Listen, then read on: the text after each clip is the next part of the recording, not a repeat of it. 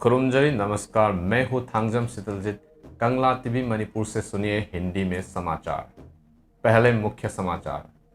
77वां मणिपुर बचाने का दिन मनाया गया। यूएनएलएफ के भूतपूर्व अध्यक्ष निंगथेमचा सनायाइमा मेगन ने कहा कि भारत का लोकतंत्र केवल लोकतंत्र का एक मुखौटा है। कछार के लेंगओंडवी पार्क में निंगथौ नारा सिंह की स्मृति में कार्यक्रम आयोजित। 24 घंटे के भीतर रिम्स हॉस्पिटल में हुई 2 मौतें, संबंधित डॉक्टर पर गुस्साए परिजनों ने की हमला। Regional institute of medical science RIMS Imphal ने एक वरिष्ठ कंसल्टेंट पर हमले के बाद ओपीडी, आपातकालीन सेवाएं ओटी और पीएमई को निलंबित। मणिपुर फीचर फिल्म ओइथरई ने 12वें मणिपुर फिल्म अवार्ड्स मानिफा में बेस्ट मणिपुर फीचर फिल्म का पुरस्कार जीता। ट्रंप का $100,000 H-1B वीजा शुल्क वैश्विक टेक जगत और भारत में नाराजगी का कारण। अल्बानिया ने भ्रष्टाचार मुक्त शासन के लिए एआई वर्चुअल मंत्री दैला की नियुक्ति की, जिससे माइक्रोसॉफ्ट के सहयोग से विकसित किया गया।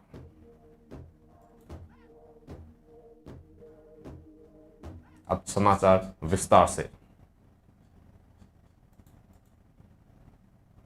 77वां मणिपुर बचाने का दिन आज सक्सेस स्कूल चंगांगे तेजपुर में कंगले येल्हो चिंगक के पहल पर मनाया गया। इस आयोजन का उद्देश्य मणिपुर की अखंडता को बाहरी खतरों और आंतरिक विभाजनों से बचाने के ऐतिहासिक संघर्ष को स्मरण करना था।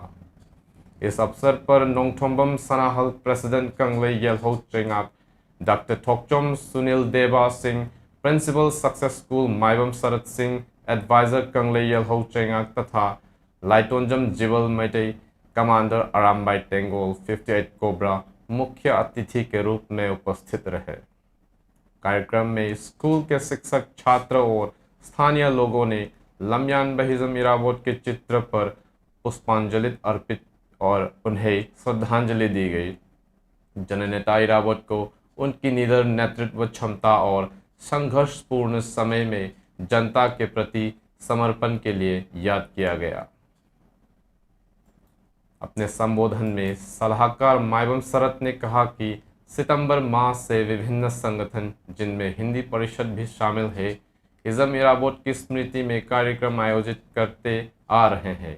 उन्होंने बताया कि इरावत का त्याग किसानों, मजदूरों और आम नागरिकों के संघर्ष का प्रतीक है और साथ ही उस समय के सरकारों की विफलता को भी उजागर करता है।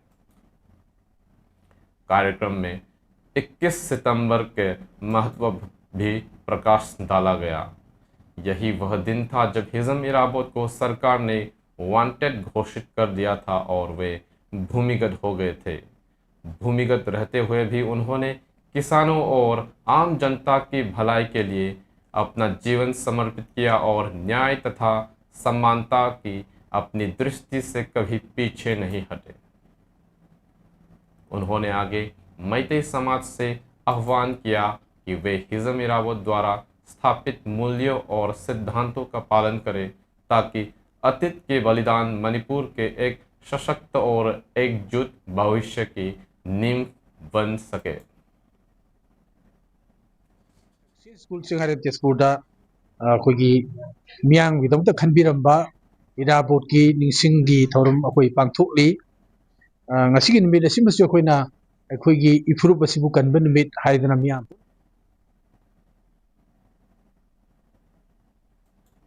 यूएनएलएफ के भूतपूर्व अध्यक्ष निंगथेमचा सनायाइमा मेगन ने कहा कि भारत का लोकतंत्र केवल लोकतंत्र का एक मुखौटा है। बहुदलीय लोकतांत्रिक व्यवस्था वोटों के लिए प्रतिस्पर्धा करने वाले विभिन्न समूहों से अधिक कुछ नहीं है। हमारे लिए यह व्यवस्था एक कैंसर की तरह है, क्योंकि इसने मैतेई समाज को एक खोखला समाज बना दिया है। जहां नेता ऊंचे ऊंचे भाषण देते हैं लेकिन जब कार्य करने का समय आता है तो गायब हो जाते हैं। वह आज लंबियान संगलेन पैलेस कंपाउंड में आयोजित एक संवाद कार्यक्रम में बोल रहे थे, जिसका विषय था Manipur after merging into India, जिसे south east Asia human rights association द्वारा शुरू किया गया। यह आयोजन 21 सितंबर 1949 की स्मृति में भी किया गया, जब मणिपुर भारतीय संघ में विलय हुआ था।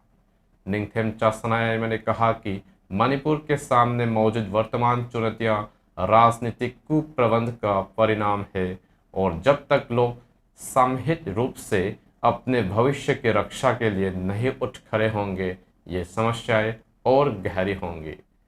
हाल ही में नंबोल में हुए हमले का जिक्र करते हुए जहां अज्ञात सशस्त्र व्यक्तियों ने सुरक्षा बलों पर घात लगाकर हमला किया और उन्हें मार डाला, निंगथेम सनायामा ने कहा कि ऐसे हत्याकांड दुर्भाग्यपूर्ण हैं और नहीं होने चाहिए थे।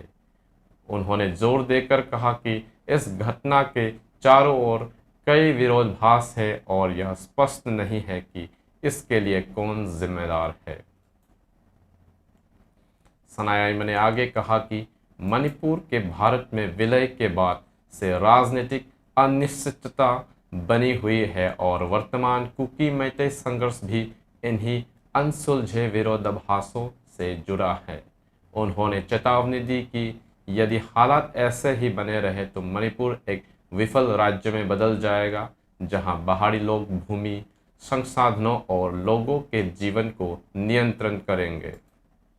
उन्होंने यह भी इंगित किया कि वर्तमान संकट की जड़ें सांस्कृतिक और राजनीतिक दोनों है, क्योंकि इनसे संवेदनशील परंपरा को कमज़ोर किया है, सामुदायिक संबंधों को तोड़ा है और ऐसे हालात बनाए हैं जहां फैसले भीतर से निकलने के बजाय बाहर से थोपे जाते हैं।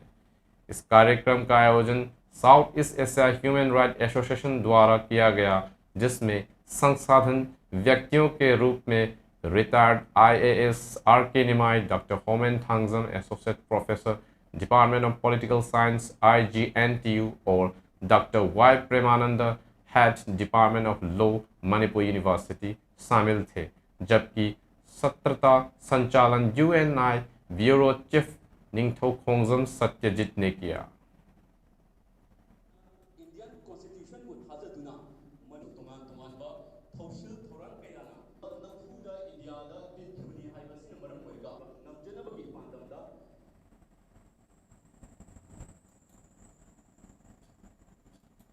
कसार के लेंगओंडबी पार्क में निंगथौ नारा सिंह के स्मृति में एक कार्यक्रम का आयोजन किया गया।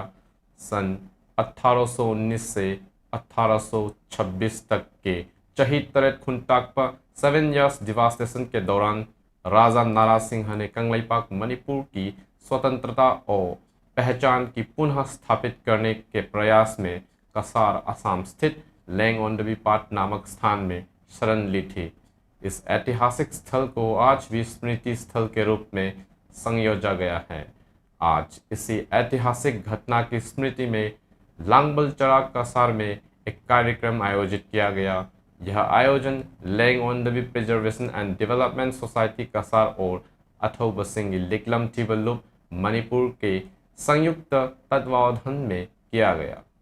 लांगबलचरा के इस वर्ष गांध पर आयोजित कार्यक्रम में TH Satyabrata, speaker Manipur legislative assembly और कानन पुरकास्था MP राज्यसभा आसाम ने शामिल होकर निंगथौ नारा सिंह और इस भूमि से जुड़े वीरों को श्रद्धांजलि अर्पित की। कार्यक्रम में आसाम से विभिन्न संगठनों, मणिपुर से बाहर रहने वाले मैतेई समुदाय तथा आम जनता ने भी भाग लिया। अपने संबोधन में BSF DIG हिदम सुबोल ने कहा कि लेंगओंडबी पार्क ऐतिहासिक दृष्टि से अत्यंत महत्वपूर्ण है, क्योंकि यह मणिपुर के अस्तित्व की लड़ाई और चहितरेट खुंटाकपा की स्मृतियों का जीवन प्रतीक है। उन्होंने आगे अपील की कि इस स्थल को archaeological survey of India ASI द्वारा मान्यता दिलाने और आगे चलकर यूनेस्को वर्ल्ड हेरिटेज साइट के रूप में नामित करने के लिए सामूहिक प्रयास किए जाने चाहिए ताकि इसके महत्व को राष्ट्रीय और अंतर्राष्ट्रीय स्तर पर संरक्षित और मान्यता प्राप्त हो सके।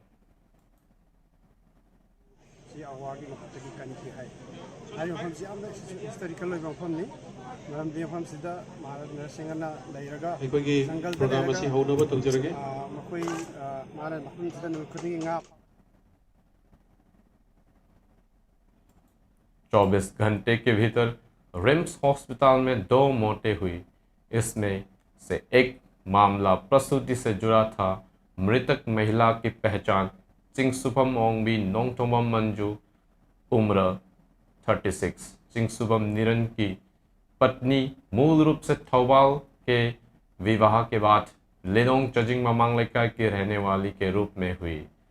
सूत्रों के अनुसार मंजू ने अपने तीसरे बच्चे को जन्म देने के लिए 16 सितंबर को सीरियन ऑपरेशन करवाया था। ऑपरेशन के बाद जटिलताएं उत्पन्न हुई और उन्हें 2 बार ऑपरेशन थिएटर में ले जाना पड़ा। इसके बावजूद दूसरी सर्जरी के बाद मंजू की मौत हो गई। इस घटना के बाद अस्पताल में तनाव पैदा हो गया। संबंधित डॉक्टर पर गुस्साए परिजनों ने हमला किया। मंजू का शव अभी भी आईसीयू में रखा गया है क्योंकि परिवार ने उसे लेने से इनकार कर दिया है और जिम्मेदार डॉक्टर के खिलाफ कड़ी कार्रवाई करने तथा उनका मेडिकल लाइसेंस रद्द करने की मांग की है।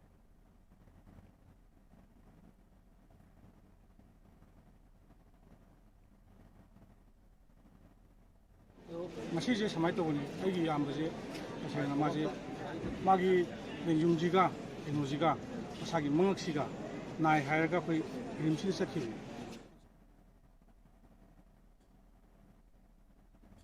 Regional institute of medical science RIMS Imphal में एक वरिष्ठ कंसल्टेंट पर हमले के बाद ओपीडी आपातकालीन सेवाएं ओटी और पीएमई को निलंबित कर दिया है। Teachers and medical officer association TAMOA ने 21 सितंबर 2025 को पारित प्रस्ताव में घटना और सोशल मीडिया पर फैली झूठी अफवाहों को निंदा की तथा सुरक्षित कार्य वातावरण की मांग की। संगठन ने FIR दर्ज करने रिम्स प्राधिकरण से सुरक्षा जांच की मांगी। TAMOA ने कहा कि सेवाएं तभी बहाल होंगी जब अस्पताल परिसर में सुरक्षा सुनिश्चित की जाएगी। प्रस्ताव की प्रतियां IMA Manipur, RIMS RDA, JDA, RIMS SSU, NTEWA और TNI रिम्स ब्रांच को भेजी गई है।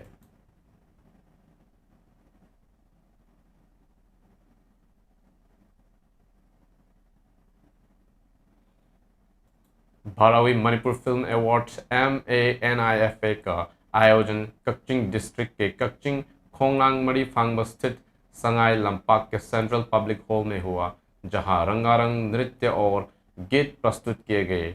थौना मणिपुर और फिल्म फॉर मणिपुर के तत्वावधान में आयोजित इस समारोह में जीवनलता थोकचोम द्वारा निर्मित और दिनेश नावरेम द्वारा निर्देशित मणिपुरी फीचर फिल्म ओइथरई को best Manipuri feature film award से सम्मानित किया गया। Best actor in leading role female का पुरस्कार मणिपुरी फीचर फिल्म सुनीता के लिए नर्मदा सौगाइजम को मिला, जबकि best actor in leading role male का पुरस्कार मणिपुर फीचर फिल्म ओइथरई के लिए सूरज नासेपम को प्रदान किया गया। बेस्ट डायरेक्शन का पुरस्कार भी मणिपुरी फीचर फिल्म ओइथरई के निर्देशक दिनेश नावरेम को दिया गया। इसके अतिरिक्त समारोह में 3 लाइफ टाइम अचीवमेंट अवार्ड भी प्रदान किए गए। नेता इरावत लिलारोय लाइफ टाइम मना मणिपुरी सिनेमा पुरस्कार थांगवेबन लौरुंग पुरेन लेकाई के अयकपम निंगोल चोंगथाम कमला को दिया गया। सुमांग लीला लाइफ टाइम अवार्ड अचानबिगे अवांग लेकाई के अक्वेजम बंगाल को मिला और माईपाक सनाहल मणिपुरी जगोई लाइफ टाइम मना का पुरस्कार ब्रह्मपुर लाइपुबम लेकाई के लाइपुबम बिनो को उनकी उल्लेखनीय उपलब्धियों के लिए प्रदान किया गया।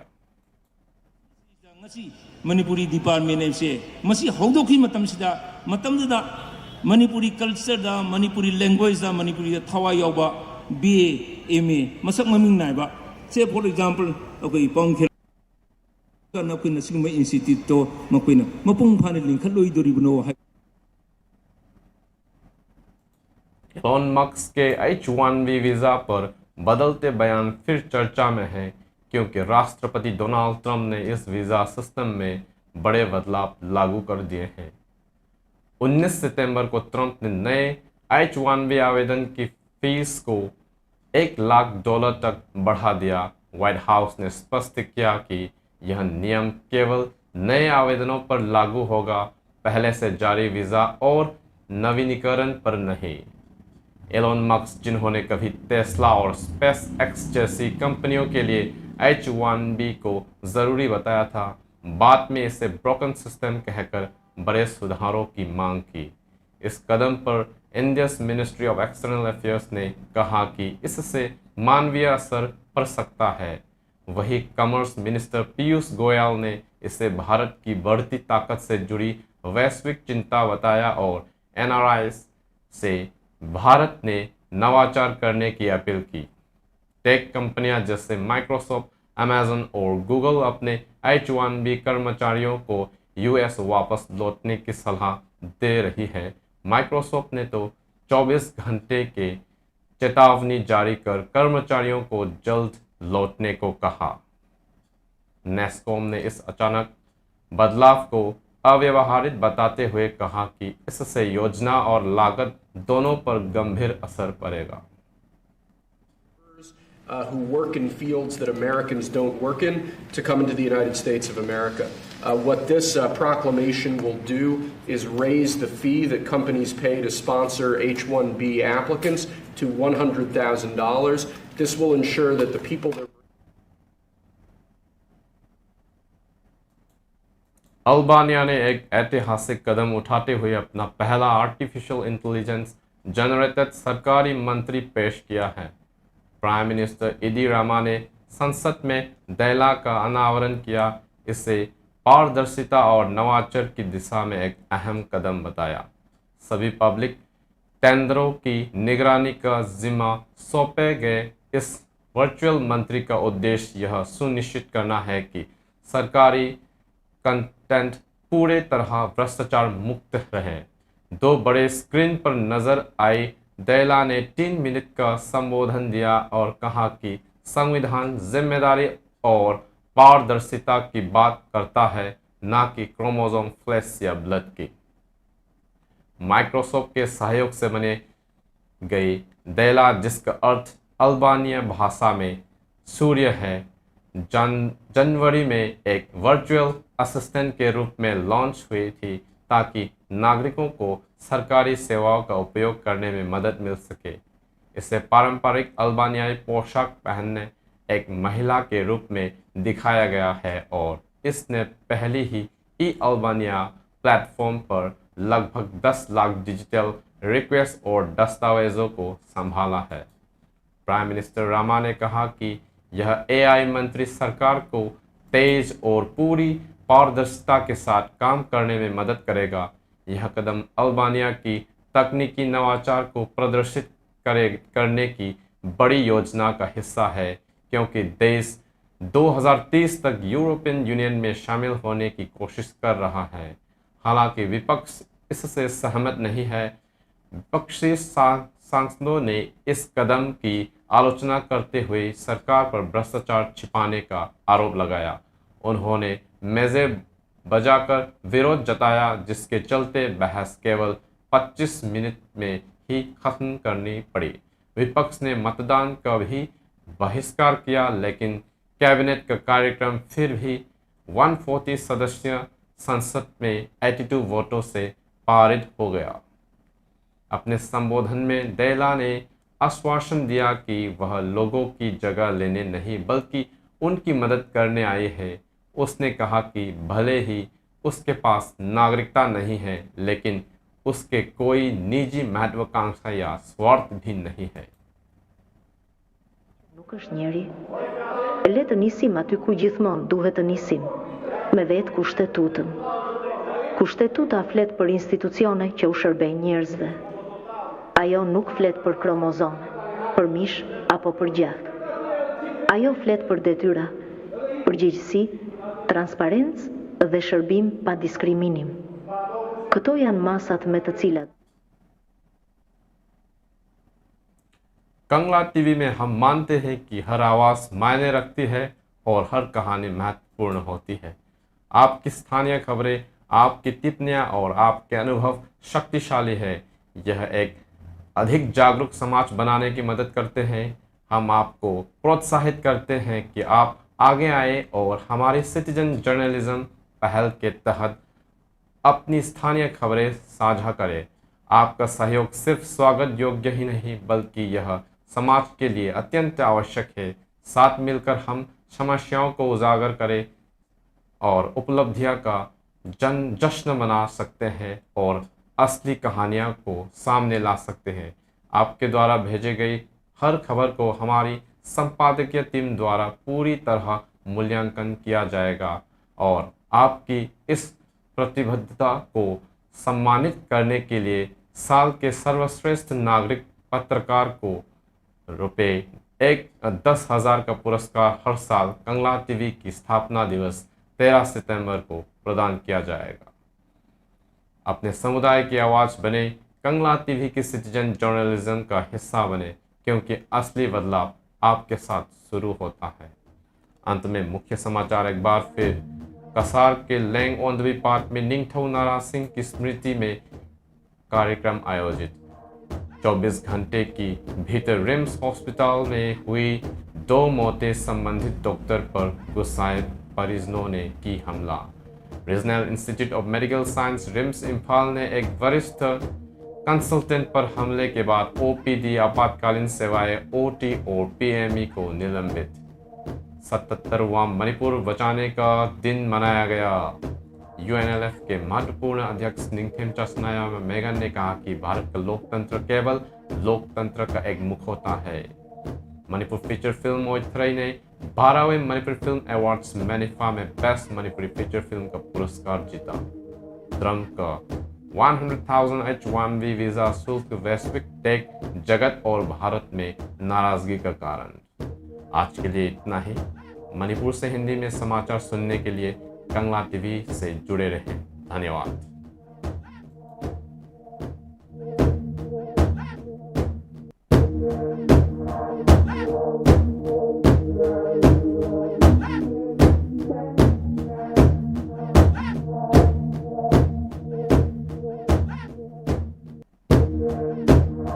Thank you.